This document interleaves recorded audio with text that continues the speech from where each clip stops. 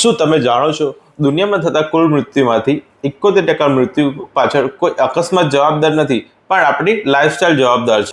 WHO મુજબ દર વર્ષે 4.1 કરોડ લોકો ડાયાબિટીસ, કેન્સર અને હૃદયરોગ જેવા બીમારીઓથી જીવ ગુમાવે છે। આના મુખ્ય 4 કારણો છે। 1. Tobacco, poor nutrition, lack of activity અને એક્સેસિવ આલ્કોહોલ।